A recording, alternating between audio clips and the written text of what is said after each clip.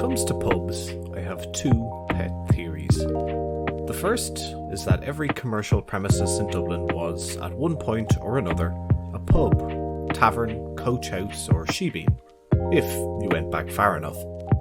The other is that any Irish family who can trace their roots back a few generations will have a relative who owned or ran a pub. Today, I'm going to tell you the story of the pub linked to my family, Morans of Mornington, County Meath.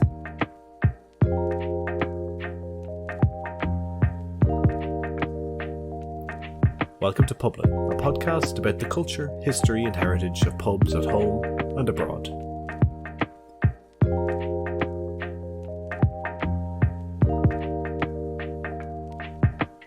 So what about this theory of mine, that every Irish person who can trace their family back a few generations has a story or has heard of a relative who has owned or operated a pub?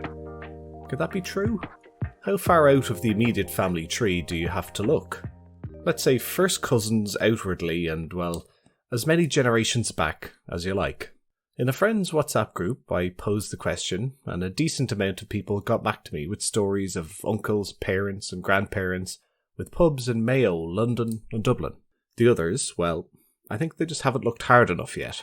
Do you think there's a publican in your family, in your extended family, or even way back to when you'd be more likely to call them ancestors than family? I can tell you for certain that there was a pub in my family, and up until very recently I knew very little about it. I had one memory of the pub from when I was a child, and it was vague. I could see the building in my mind's eye, but I couldn't tell you about the people there. What I do remember is being brought in behind the bar, probably as a 5 or 6-year-old in 1990 or 91, and being told to pick whatever I wanted to bring home with me. I mean, sweets, of course. That's pretty much the dream right there for a child, being behind the counter and offered sweets, free sweets. In my memory, the one I chose was a Curly Whirly, a bar now only familiar to those who still get a selection box at Christmas time. Let's hope for my sake that tradition never ends. A few weeks ago I had the opportunity to learn about this family pub. Given that for over 10 years I've written and talked extensively about pubs, it's a huge personal oversight that I never bothered to dig into one that was owned and operated by my own relatives. The pub has passed out of their hands many years ago, but still the story of this pub was the story of my family on my mother's side and the story of where my grandmother grew up. The pub is called Morans, and it has existed now and for the last 200 years in Mornington, County Meath. Mornington exists where the mighty Boyne River, life-giver to Ireland's ancient east, meets the Irish Sea. Parts of the village overlook where the river spills into the sea and the tide returns upstream, filling and emptying the wide neck of land. Further upstream, there are still vestiges of the maritime history of the area, with large ships moored beside an industrial setting, just down from the town of Drogheda, where my grandfather on my mother's side grew up, and my grandparents on my father's side came to live in their later years. Mornington was a rural area on the cusp of the urban, which meant that Dublin and other more bustling areas were accessible to it via Drogheda and the train line that connected the town as an industrial hub. The pub, as it is now, retains much the same facade as it always had. The main building is a farmhouse and was once the residence. Now it bears a modern version of the Guinness harp, the old home providing a decorative canvas for the advertisement. To the right of the house, but still attached, is the main bar, which bears a beautiful, and to my eye, original-looking sign that still bears the name Morans. Though the pub now is owned and operated by Brendan and Michelle Battersby. The pair have gone about renovating and expanding the bar piece by piece and are doing a fabulous job of it. Where there once was a barn or stable is now a fabulous converted semi-outdoor area with raised tables and old Guinness memorabilia. You can imagine having a private party surrounded by old brick in this beautifully rustic setting.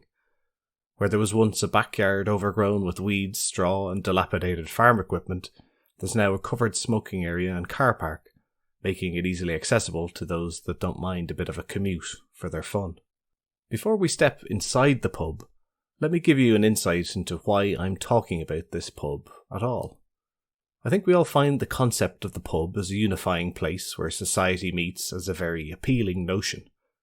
What I've never fully considered before was the concept of the pub as a place where family was bound together. And this can only really be the case for a family-owned pub. Now, this pub is no longer in my family's hands, but I got to learn about its history recently, and I got to know my immediate family a bit better. I don't know about your extended family of aunts and uncles and cousins, first, second, once removed, or wholly, but we haven't always been the best with staying in touch or meeting up. When our grandparents were alive, there was a house to coalesce around. Then you get older and time slips away from you and opportunities don't present themselves as readily. But this year, one of our aunts suggested a reunion. Brilliant. Why not? And where better for a venue for this reunion than the old family homestead in Mornington, where we could have a drink in the pub that was once run by those we called family. So this was an opportunity to become closer to the family that are around us now, and to share stories about those who are no longer here to tell them themselves. In all previous episodes of this podcast, I've been looking at pubs through an objective lens, but in this case the story is about getting an insight, a brief insight, into how a pub can bring families together through generations of ownership and one more time as a setting for a reunion. If you are a member of my family listening to this, don't worry, I won't be divulging any family secrets. My grandmother Margaret, or Greta as she was known to us, grew up in this house and on this farm, along with her 8 siblings. Her parents, Frances Moran and Margaret Carroll, had run the farm and pub before her siblings had taken it over in later life. The woman most associated with the pub in its later years was Agnes, who we referred to as Auntie Agnes, although she was in reality my great-aunt. My childhood memory was that it was Agnes who brought me to choose the sweets from behind the counter, but I was told at our reunion that it was, in all likelihood, Auntie Frances who brought me in when Auntie Agnes wasn't looking. Frances was the fun aunt who lived in Merrion Square and came home at weekends, and Agnes was the pragmatic operator of the pub who didn't suffer nonsense from her clientele.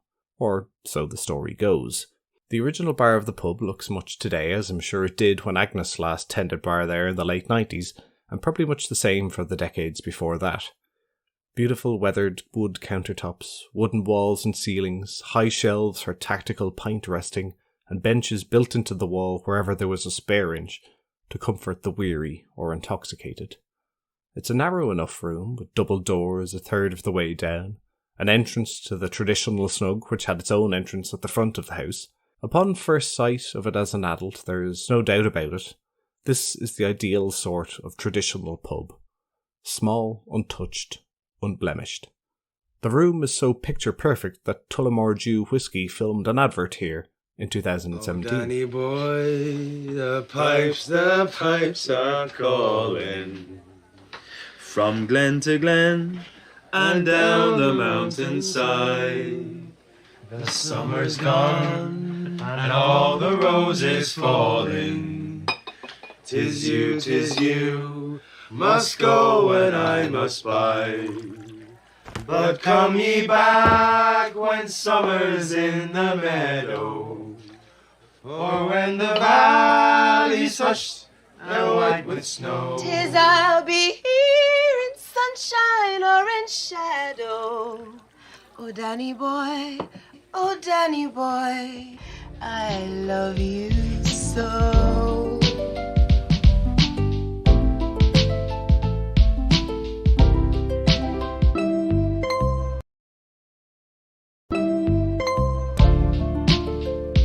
Next door to the original bar is what's called Agnes Moran's Bar.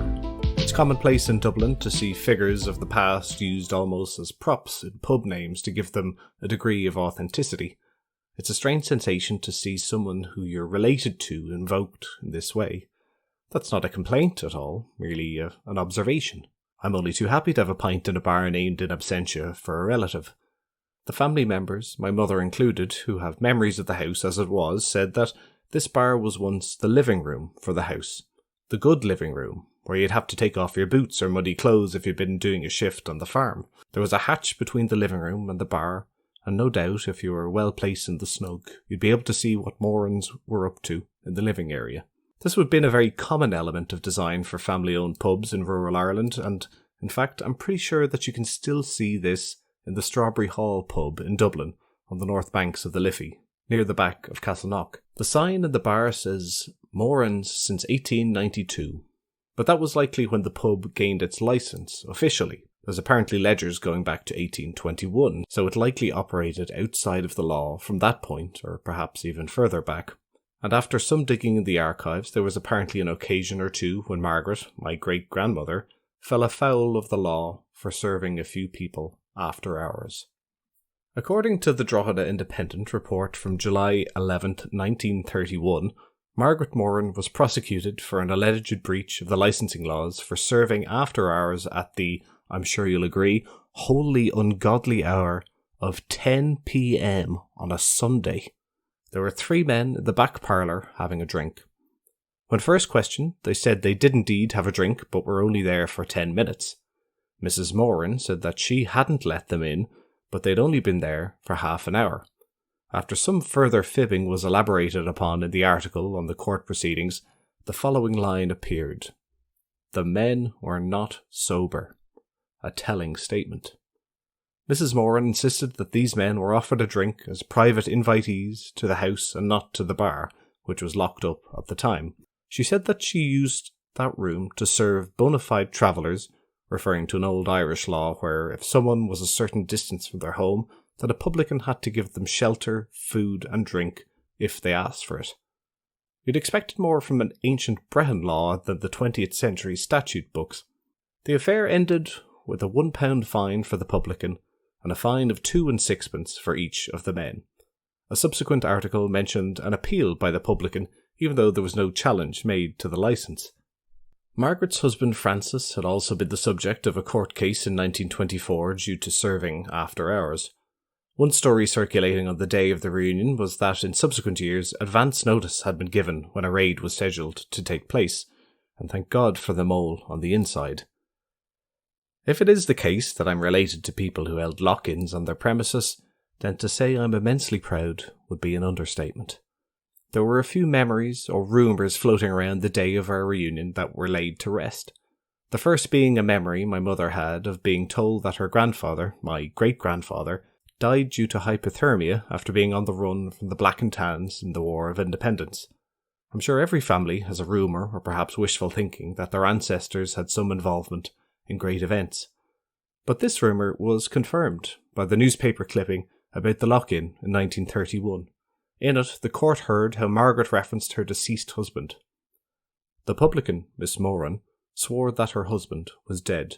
He was badly treated by the Black and Tans and had died after lying under a bridge in a stream all night. That stream was apparently a gully, mere feet from the house, across the road and visible from the first floor window of the old farmhouse that we had been allowed access to. The pub had passed to Margaret after Francis's death, with the licence having been transferred over in 1928, according to court and newspaper records that I was able to find. The second was that my uncle had heard of a tunnel running from either the house or that very gully all the way to the seafront beyond the graveyard and the lower road. Apparently a groundskeeper for the cemetery had found signs of that tunnel under a path leading, as the rumours said, from the seafront all the way up to the house. Now, where the access was into the house, if it existed at all, will be for the new owners to find out. If there's a cold room, then I'd be knocking on those walls for a hollow sound. Now that I think of it, there was a third rumour confirmed that day, but it was the current publican asking us. He asked, was it true that someone found 10 grand stuffed up a chimney? Yes, but it was 18 grand, and that was in punts. When my uncle was taking care of the estate after all of my grandmother's siblings had passed or were near to passing, it was his responsibility to clear the house and do the books. He found money stashed away under here, there and everywhere, including a large sum of money stuffed up into the chimney. I'm sure everyone was glad that a fire hadn't been lit in that room for some time. So what was this pub like to drink in, and what was its reputation? Well, an article from the Sunday World from the 1980s references the pub spy column from that publication, implying that the review was extremely favourable and that it was a well-run and pleasant pub. I suppose any pub that existed for 200 years had to be doing something right, especially given that it wasn't located on a main street of a town.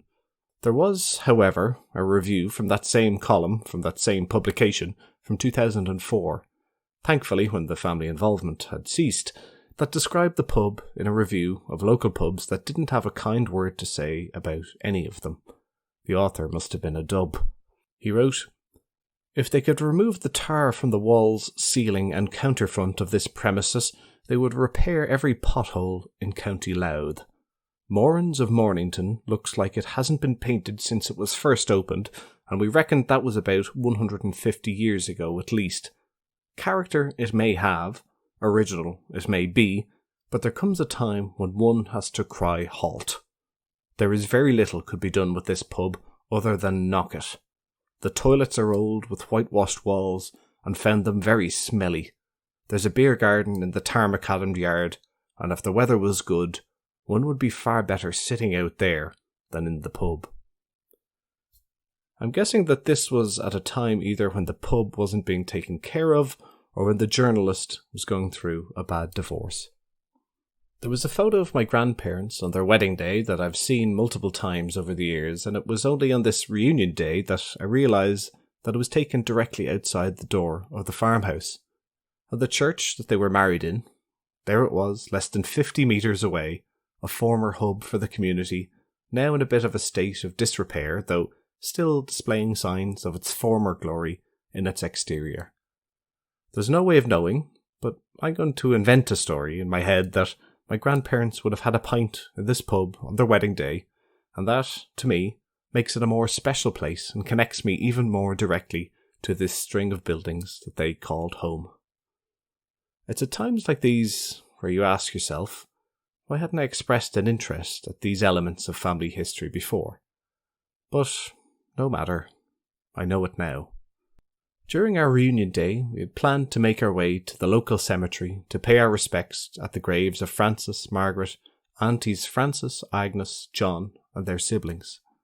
We thought it would be a bit of a trek in the cars, but no, there beside the church, 50 metres away from the farm and the pub where they had spent their lives, was their final resting place. It's a jagged cemetery with weathered headstones and plots full of families going back hundreds of years. It's called the Star of the Sea. It overlooks the Boyne estuary, Drogheda in the distance, and the mountains of Mourne on a clear day. It's a beautiful setting, even on a cold autumn day. Would we all have gathered there that day as a family if the pub wasn't still in operation and waiting to host the Moran family once more, even though none of us still bore the name? We likely would have gone to Raheny, where our granny lived, and gone up to the Royal Marine Hotel in Sutton and had a grand time, but it wouldn't have provided us with such a direct and emotive link to our heritage. Most people don't get the chance to have a reunion in the town where their ancestors are from, and fewer still get to have a pint in the pub that they once owned. So for that reason, I'm very grateful. That's the story of the pub connected to my family, but there's millions of people out there with stories about thousands of pubs the length and breadth of Ireland. That's the direct connection people in Ireland can feel to pubs, and why the preservation of the family pub, or at least its traditions, is such an important aspect of the culture, both for us and for visitors. The pub, as it stands, is a fine place to visit, and the owners have designs on making it the Johnny Foxes of the area, a destination pub for drinks, music and food. The restaurant will come eventually, and it will be in the rooms where my grandmother and her siblings grew up, lived, worked, slept. I'm delighted that the pub will go on, embracing modernity while cherishing the past, and will afford me a place to visit every so often to reel in the years. So I'll leave you on this note. Do you know of a pub in the family, going back years and years to a different county or maybe even a different country? Have you been there?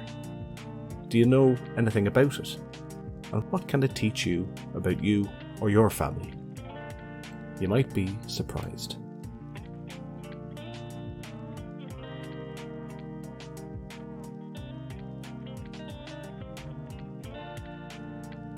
Thanks so much for listening to this episode of the Publin Podcast. I'm sorry I've been away for so long, but life gets in the way. I'm delighted that so many thousands of people found the podcast while I was having a bit of downtime, so maybe the break didn't seem so long to all of you. Anyway, I'm back to make more episodes. The ideas are coming thick and fast, and I'm looking forward to getting back into it and cracking along. And I'm serious about hearing from you if you have any stories about pubs or publicans in your family, so do get in touch if you have a story to tell.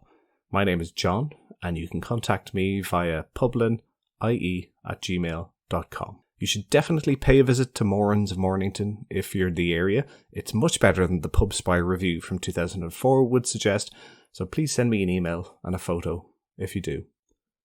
Thanks again for listening. I'll see you next week, and as always, sláinte.